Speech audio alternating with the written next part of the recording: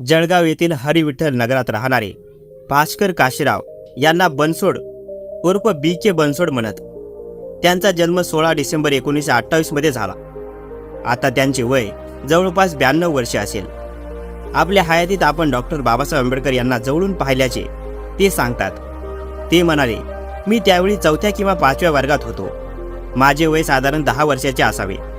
Doctor Babasaheb Ambedkar 1937ला स्वतंत्र मजूर पक्षाच्या निवडणूक प्रचारासाठी जळगावला आले होते. त्यावेळी कॉटन मार्केटमध्ये त्यांची सभा होती.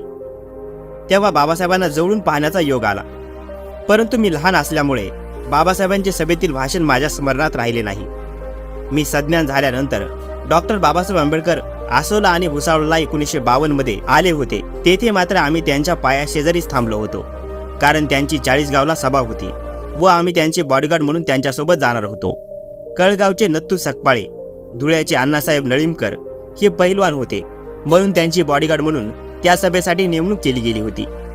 आम्ही त्यांच्यासोबत 40गाव ते भुसावळ असा प्रवास केला. 40गावला काँग्रेसचे तत्कालीन केंद्रीय मंत्री गाडगीळ यांची सभा होती व एकीकडे डॉक्टर बाबासाहेब आंबेडकर यांची सभा होती. त्यावेळी त्यांचे संरक्षण करण्याची जबाबदारी आमच्यावर असल्याने आम्हाला बाबासाहेबांचा सहवास लाभला. त्यावेळी बाबासाहेब आम्हाला म्हणाले, तरुणांनी हे काम करायचे नाही. तुम्ही शिका व समाजात शिक्षणाचा प्रसार करा. भले उपाशी राहा, पण शाळेत जा. नंतर झालेल्या सभेत त्यांनी काँग्रेसच्या उमेदवाराविरुद्ध फटकेबाजी केली. काँग्रेस आपल्या रास्त मागण्यांना विरोध करीत आहे, स्वतंत्र मतदारसंघाला विरोध करीत आहे. त्यामुळे आपण शेड्यूल कास्ट फेडरेशनच्या बाजूने उभे राहिले पाहिजे, असे आवाहन त्यांनी केले. त्या काळी शेड्यूल कास्ट फेडरेशनचे बरेच आमदार निवडून आले होते. बागडी 40गाव येथील डी.जी. जाधव हे 1937 साली निवडून आले होते.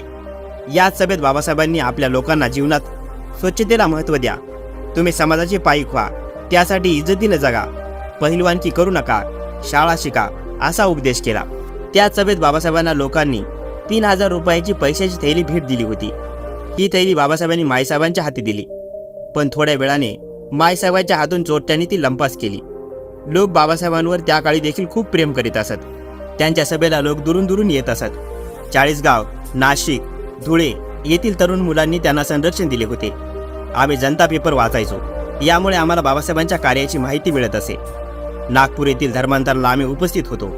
महाडच्या 14 तळाची घटना माझ्या मनात घर करून आहे, असे जाधव सांगतात. नागपूर येथील धर्मांतराच्या वेळी 10 लाखाहून अधिक लोक आले होते. त्या प्रत्येकामध्ये धर्मांतराची उत्सुकता होती. सर्व लोक फार आनंदी व उत्साहित दिसत होते. पुढे धर्मांतरानंतर त्यांच्या महापरिनिर्वाण दिनी उपस्थित राहता आले. खरे तर त्या दिवशी मी मुंबईलाच होतो. त्यांच्या निधनाने मला अति दुःख झाले.